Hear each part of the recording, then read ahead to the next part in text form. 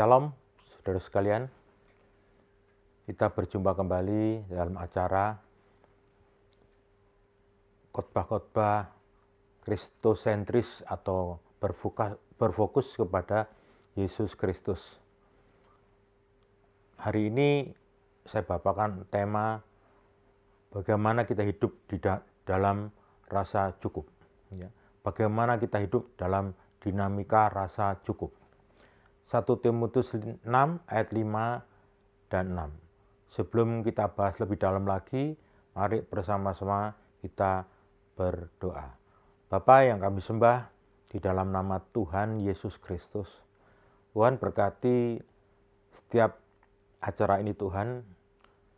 Terus Engkau bimbing kami, tuntun kami, dan Engkau layakkan kami, dan Engkau buka rahasia-rahasiamu untuk lebih dalam lagi mengenal Engkau Yesus sebagai juru selamat kami. Dan Engkau adalah fokus dalam kehidupan iman kami Tuhan. Berkati, kuduskan khotbah ini Tuhan dari awal sampai akhir ke dalam tangan-Mu. Kami percaya khotbah ini yang akan kami sampaikan, Engkau berkati untuk jemaat-Mu yang saat ini melihat dan menonton acara ini Tuhan. Dan kami percaya melalui firman-Mu ini, Engkau berkati kami semua. Engkau layakkan kami semua dan Engkau berikan hati yang terbuka supaya firman-Mu ini menjadi rema dalam hidup kami. Terima kasih Tuhan di dalam nama Tuhan Yesus. Haleluya. Amin. Bapak Ibu dikasih Tuhan, saudara kita kasih Tuhan 1 Timotius 6 ayat 5 dan 6. Bisa saya bacakan dulu. Percekcokan antara orang-orang yang tidak lagi berpikiran sehat dan yang kehilangan kebenaran, yang mengira ibadah itu adalah suatu sumber keuntungan. Memang ibadah itu kalau disertai rasa cukup, memberi keuntungan besar. Bapak dikasih Tuhan, saudara dikasih Tuhan. Banyak orang kehilangan kebenaran, kehilangan akal sehat, dan berpikir setiap ibadah yang mereka lakukan tujuannya hanya untuk mencari keuntungan, bahkan menjadi sumber keuntungan bagi mereka-mereka yang menyalahgunakan ibadah.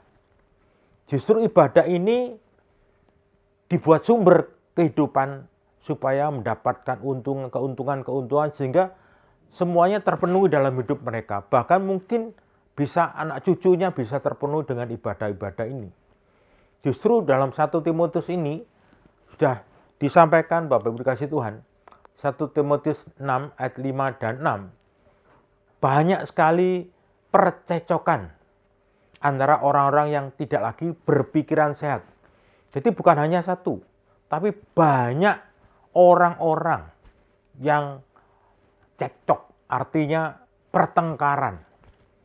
Jadi orang-orang kehilangan kebenaran yang hakiki bahwa mereka salah mengartikan ibadah itu hanya untuk sumber keuntungan. Keuntungan bisa organisasi, keuntungan bisa pribadi, keuntungan bisa untuk keluarga besar. Nah inilah 1 Timotius mengupas, mendalami bagaimana ibadah yang benar. Bagaimana kalau kita beribadah yang benar atau mengadakan ibadah yang benar. Maka Bapak Ibu dikasih Tuhan, mengadakan ibadah yang benar harus disertai rasa cukup. Kalau saya dan saudara beribadah disertai rasa cukup, maka ibadah itu akan memberi kelegaan dalam hidup saudara dan saya. Kalau kita ibadah disertai rasa cukup, maka mendapatkan keuntungan rohani yang besar dan luar biasa. Jadi Bapak dikasih Tuhan, rohani ini yang dibesarkan dulu. Kalau rohani sudah dibesarkan dulu, otomatis setiap langkah kita, maka akan mendapatkan keuntungan. Tapi kembali lagi ke rohani dulu, yang diutamakan. Nah, bagaimana kita hidup dalam dinamika rasa cukup? bagaimana saudara dan saya bisa menjalani hidup ini dengan dinamika, dengan rasa cukup. Maka kita menyingkapkan dengan 3M. 3M. Ya, M yang pertama, menyingkirkan cara pandang yang salah. Jadi kita harus punya pandangan yang benar tentang ibadah. Maka itu harus disingkirkan pandangan yang salah bahwa ibadah itu sumber keuntungan. Itu yang salah. Kesalahan itu jangan sampai terus menghantui kita atau menuntun kita supaya ibadah itu buat sumber keuntungan. Dan orang-orang yang menganggap kesalahan sebagai jalan masuk mendapatkan keuntungan materi, itu kesalahan sangat berbahaya dan sangat besar. Kesalahan dianggap sebagai sumber keuntungan atau kemewahan dan mereka berjuang keras untuk mencapainya. Jadi semua berlomba-lomba untuk mencari keuntungan. Itu yang berbahaya. Jadi singkirkan cara pandang yang salah tentang ibadah. Singkirkan cara pandang yang salah tentang beribadah yang sumbernya untuk keuntungan materi, keuntungan pribadi, keuntungan kelompok dan golongan dan lain sebagainya. Maka kesalahan dianggap sebagai sumber keuntungan atau kemewahan, mereka berjuang keras untuk mencapainya. Jadi orang-orang banyak sekali mencapai seperti itu, Bapak Ibu dikasih Tuhan. Jadi mulai sekarang singkirkan cara pandang yang salah. Dan orang-orang yang berpikir demikian sudah kehilangan standar hidup yang diajarkan Alkitab. Standar hidup yang diajarkan Alkitab itu apa? Materi-materi kemarin sudah disampaikan bahwa Matius 6 ayat 33. Carilah dahulu kerajaan Allah dan kebenarannya. Kebenarannya, itu yang penting. Carilah kerajaan Allah dan kebenarannya. Itulah sumber kehidupan kita. Jadi kalau saudara dan saya tidak mengarahkan cari kerajaan Allah dan kebenaran, maka mereka ini mengalami kemerosotan di dalam moralitas. Jadi kalau saudara dan saya tidak mencari kerajaan Allah dan kebenarannya, berarti saudara dan saya mengalami kemerosotan di dalam moralitas, moralnya merosot. Bahkan kehilangan kebenaran di dalam dirimu, serta menjauhkan diri dari iman kepada Yesus Kristus. Jadi Bapak dikasih Tuhan, kita jangan sampai gara-gara salah ibadahnya untuk sumber kehidupan, untuk sumber keuntungan, maka saudara dan saya menjual moralitas saudara dan saya, sehingga sampai merosot dan kehilangan kebenaran itu. Jadi Bapak Ibu dikasih Tuhan, M yang pertama tadi jelas menyingkirkan cara pandang yang salah. Dan kita masuk M yang kedua. Caranya bagaimana untuk dinamika ibadah dengan atau hidup dengan dinamika rasa cukup? Menyingkirkan cara pandang yang salah. Yang kedua, merasakan cukup yang dipraktekkan oleh orang-orang yang diselamatkan oleh Tuhan Yesus. Jadi saudara dan saya harus merasakan cukup dan harus dipraktekkan. Jadi yang merasakan cukup harus dilaksanakan, dipraktekkan, diaplikasikan di dalam hidup saudara dan saya. Contohnya saudaraku, Sakius. Jelas kita lihat Sakius, ya. Sakius adalah pemungut cukai. Maka dia mendengar Yesus melewat di tempat yang dilalui yang dekat dengan dia. Maka berlarilah ia mendahului orang banyak, lalu memanjat pohon ara untuk melihat Yesus yang akan lewat di situ. Ketika Yesus sampai ke tempat itu, ia melihat ke atas dan berkata, Sakius. Tuhan Yesus melihat Sakius yang pendek itu, dia naik ke atas pohon untuk supaya pandangannya tidak terhalang oleh orang-orang yang lebih tinggi posisi posturnya. Maka Sakius naik ke pohon. Tapi luar biasanya, Yesus sampai ke tempat itu dan berkata, Sakius, segera turun, sebab hari ini aku harus menumpang di rumahmu. Harus menumpang di rumahmu. Jelas sekali Bapak Ibu dikasih Tuhan. Maka Sakius dengan luar biasanya segera turun dan menerima Yesus dengan sukacita. Yesus mau hadir di rumah Sakius. Itu hal-hal yang tidak ternilai harganya. Sukacita benar dia.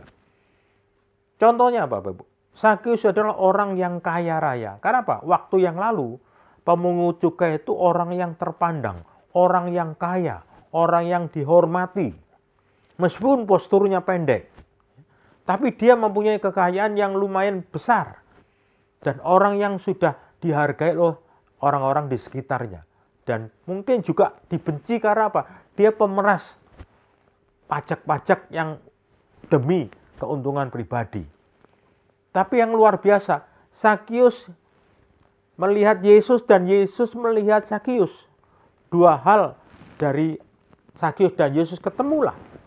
Maka damai sejahtera luar biasa didapatkan oleh Sakius. Semua orang melihat dan bersungut-sungut. Katanya, ia menumpang di rumah orang berdosa. Sakius adalah dibenci oleh masyarakat dan lingkungannya karena apa?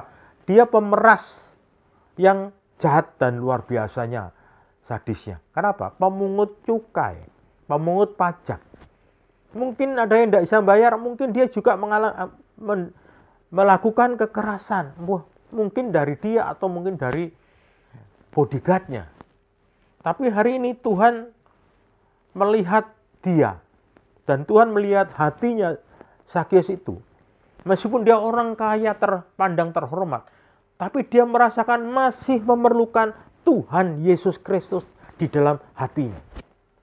Mungkin dia sudah merasakan bagaimana luar biasa keuntungan uang yang melimpah ruah.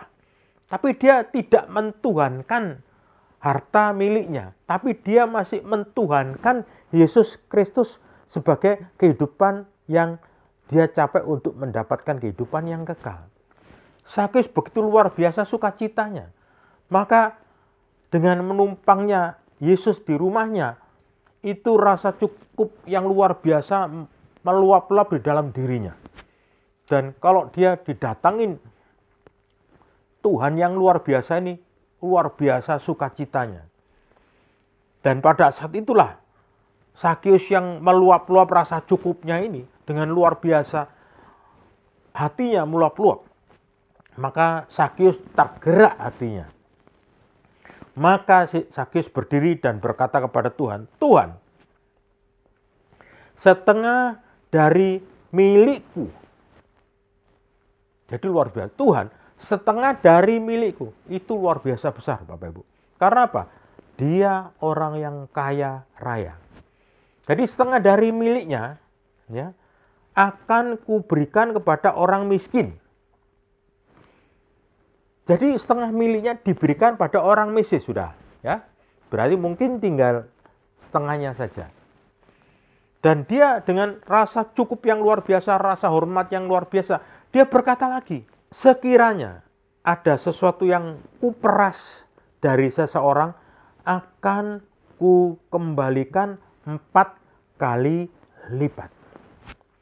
Hartanya separuh sudah diberikan orang miskin, dan separuhnya yang masih sisa, dia berkata karena sukacita luar biasa dalam hidupnya ini. Kalau sekiranya ada sesuatu yang kuperas dari seseorang, akan kukembalikan 4 kali lipat. Mungkin orang ini bisa juga, Sakius ini habis hartanya. Mungkin bisa minus. Kenapa? Dia meluap-luap rasa cintanya kepada Tuhan Yesus.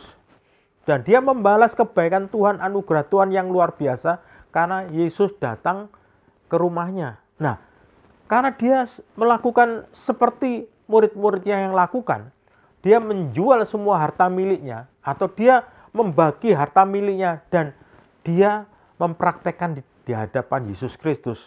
Maka Yesus Kristus berkata kepada Zakius ini, hari ini telah terjadi keselamatan kepada rumah ini.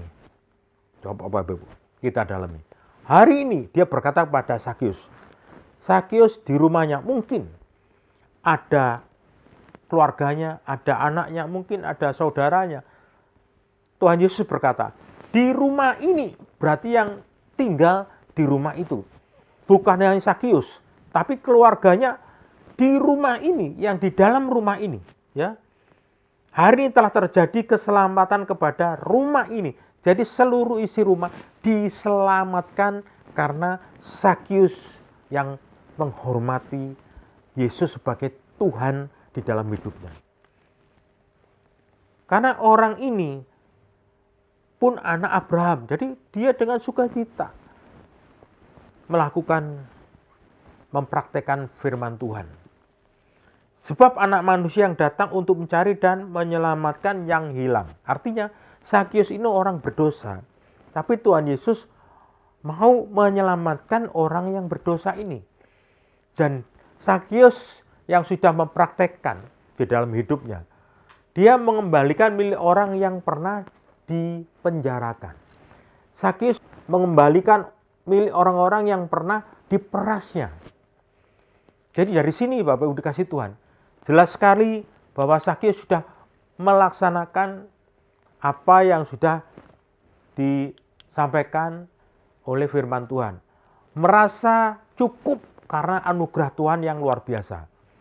M yang ketiga, merasa cukup yang sejati di dalam hati saudara dan saya. Seperti Zakius. Ya, rasa cukup yang diajarkan, maka harus mencukupkan dalam segala keadaan. Jadi rasa cukup yang diajarkan oleh Yesus kepada saudara dan saya harus mencukupkan dalam segala keadaan, yang oleh Paulus dikatakan kelimpahan materi pun itu dengan rasa cukup. Ya. Jadi rasa cukup inilah dalam segala keadaan, itu meskipun besar atau kecil, itu harus punya rasa cukup. Nah, prinsip yang dianut oleh Paulus, mampu mencukupkan keperluan sendiri. Dan aku belajar mencukupkan diri dalam segala keadaan. Paulus pun memberikan contoh, mencukupkan diri dalam segala keadaan. Hidup yang berstandar pada pemeliharaan Allah. Jadi Bapak Ibu, kunci yang terakhir, merasa cukup yang sejati, hidupmu dan hidup saya harus berstandar kepada pemeliharaan Tuhan yang sempurna di dalam hidupmu dan hidup saya. Aplikasi dalam hidup saudara dan saya yang harus dijalankan, firman Tuhan ini harus dipraktekkan, maka saudara dan saya harus mengucap syukur dan merasa cukup merupakan gaya hidup kerajaan Allah. Jadi harus selalu mengucap syukur dan merasa cukup. Itu gaya hidup kerajaan Allah. Gaya hidup ini tidak terjadi secara otomatis, Bapak Ibu dikasih Tuhan. Perlu ditumbuh kembangkan, berproses, ya. Tidak secara otomatis langsung bisa. Berat, tapi kalau kita praktekkan, maka pertama, kedua, ketiga, akhirnya bisa secara pelan-pelan dan akhirnya bisa mengucap syukur dengan benar. Gaya hidup ini tidak terjadi secara otomatis. Dengan kekuatan sendiri memang mustahil bisa saudara dan saya lakukan untuk merasa cukup ini. Mintalah kekuatan dan pertolongan kuasa Roh Kudus, maka saudara dan saya akan terbebas dari rasa iri hati. Justru iri hati inilah yang terus merongrong dalam hidup saya dan saudara, tidak bisa merasa cukup. Kenapa? Melihat orang lain lebih berhasil daripada kita, orang lain melihat lebih kaya daripada kita, orang lain sudah dijawab dulu oleh Tuhan daripada kita, maka itu selalu timbul iri hati, dan akhirnya merasa selalu tidak cukup. Meskipun diberikan gaji, kenaikan gaji yang luar biasa, posisi kedudukan naik pangkat luar biasa, kalau selalu rasa iri hatinya muncul terus, maka dengan posisi gaji lebih nambah pun akhirnya merasakan apa? Belum cukup. Kenapa? Rasa iri hati terus menghantui dia. Dan hidupnya selalu tidak ada mencukupkan diri. Maka Bapak Ibu kasih Tuhan, dengan mengucap syukur maka saudara dan saya mengakui bahwa Allah berdaulat, Allah berkuasa penuh atas hidupmu dan hidup saya dan hidup kita semua.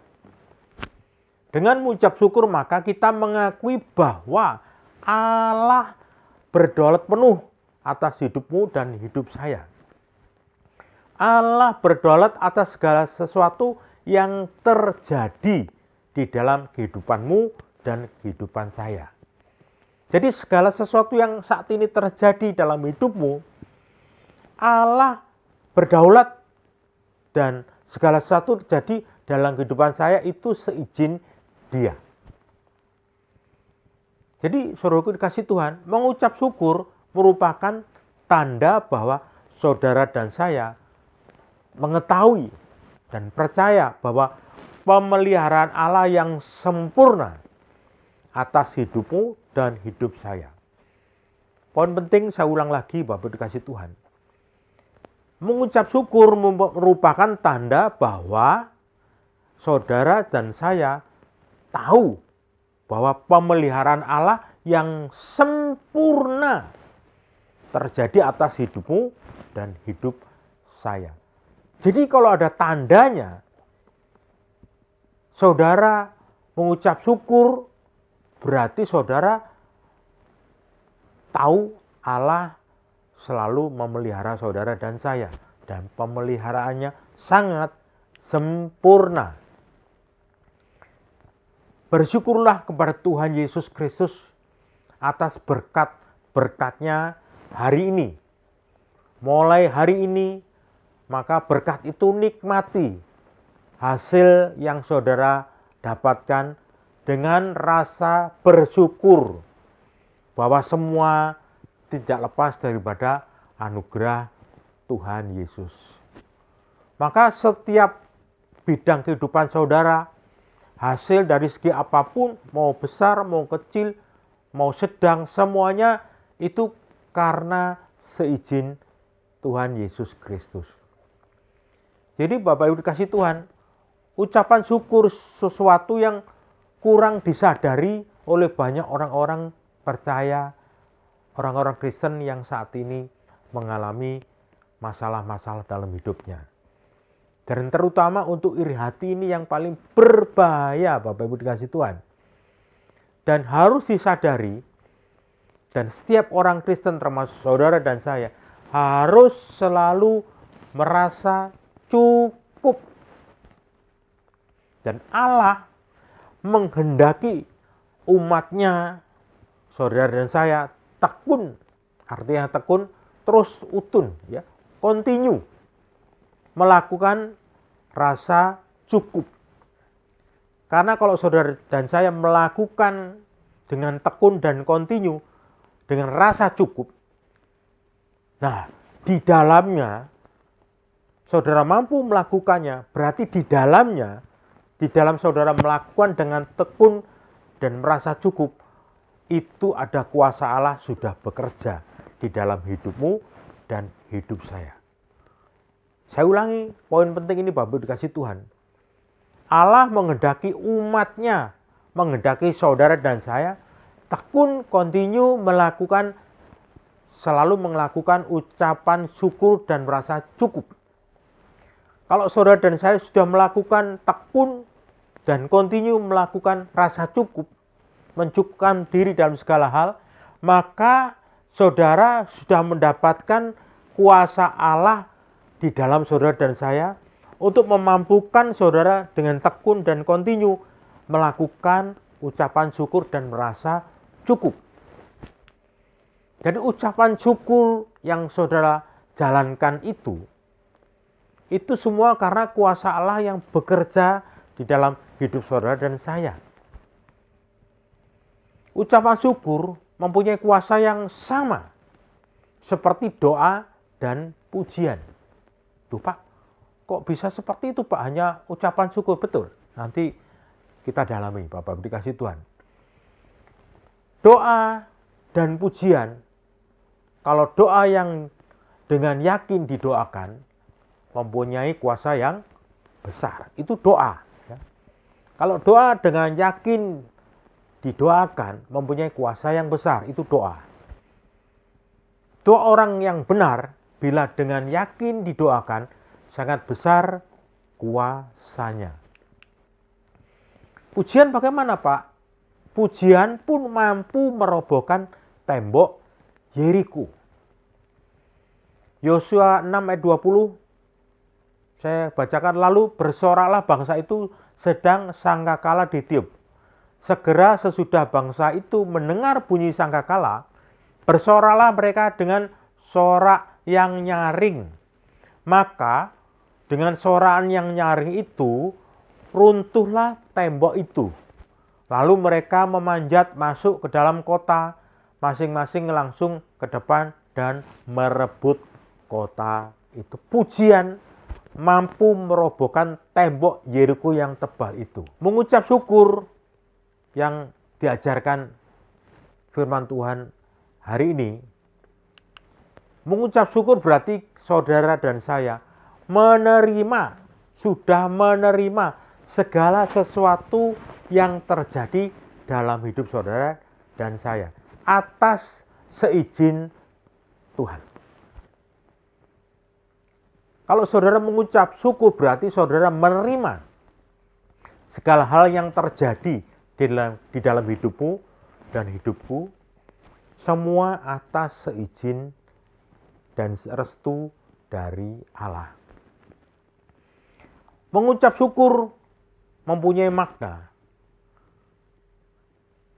Saudara dan saya membiarkan.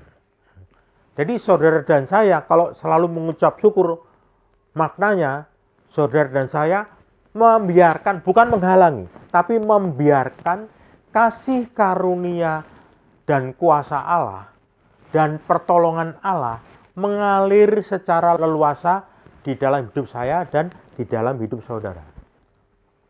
Ini yang luar biasa Bapak Ibu. Kalau saudara dan saya mampu mengucap syukur, berarti saudara dan saya sudah menerima segala sesuatu yang terjadi dalam hidup saudara dan saya atas restu Allah. Dan mengucap syukur mempunyai makna, saudara dan saya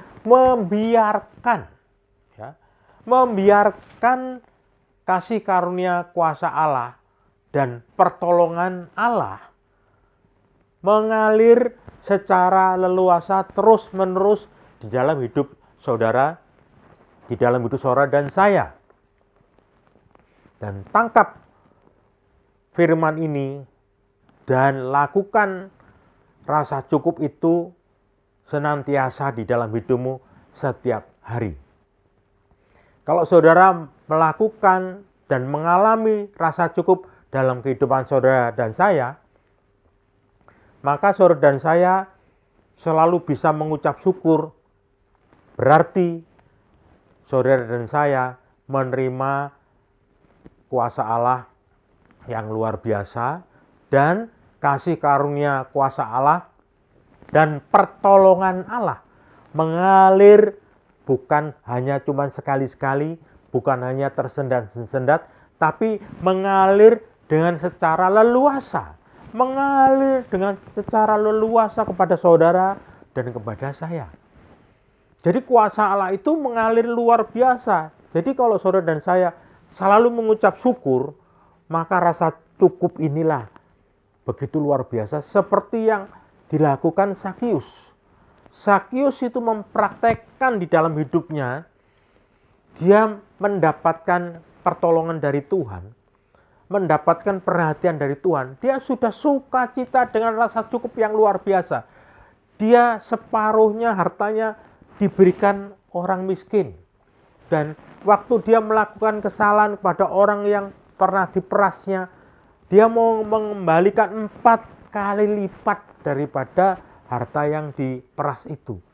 Karena apa? Kenapa dia bisa melakukan seperti itu? Karena sebelumnya dia orang itu biasanya orang pemungut cukai itu orangnya pelit sekali. Orangnya selalu perhitungan.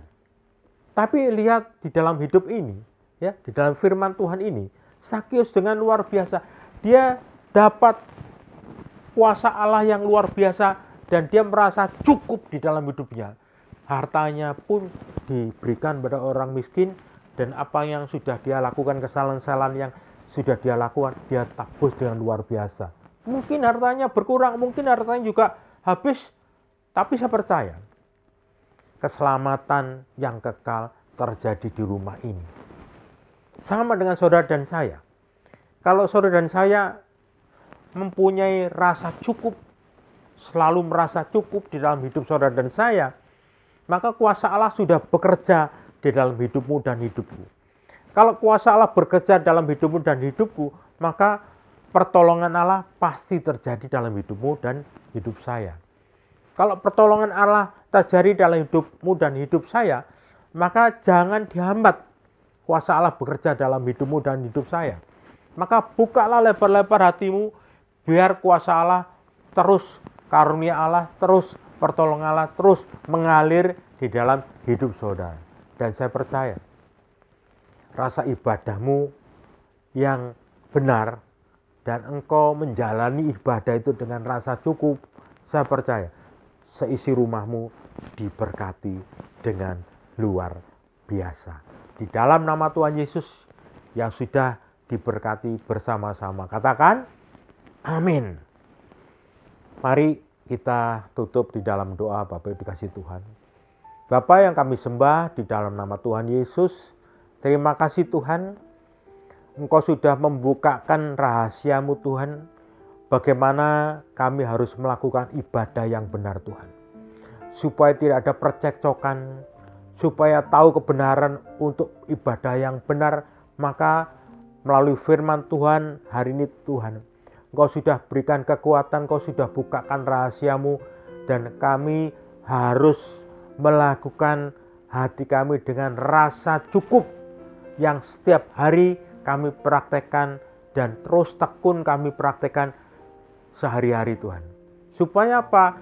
Supaya Roh Kudus pun memimpin kami untuk melakukan rasa cukup itu setiap hari Tuhan. Memang kemampuan kami terbatas, tapi kami percaya punya Allah yang tidak terbatas.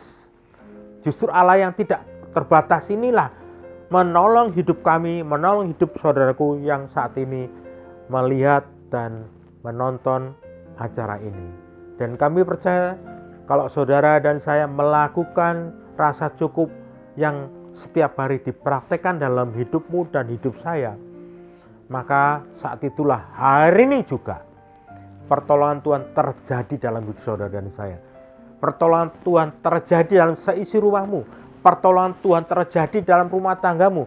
Pertolongan Tuhan terjadi dalam usahamu. Pertolongan Tuhan terjadi dalam sakit penyakitmu. Saya percaya. Bila mana kita merasa cukup, maka saya percaya yang sakit sudah disembuhkan. Yang lemah sudah beri kekuatan. Yang kekurangan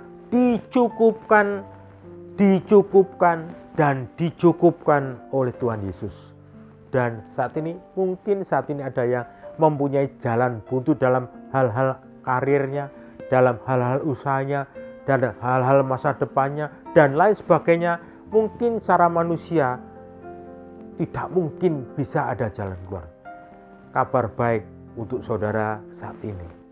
Hari ini juga pertolongan Tuhan terjadi di dalam hidup. Katakan amin. Terus terjadi dalam hidupmu. Maka praktekkan rasa cukup ini dalam hidupmu.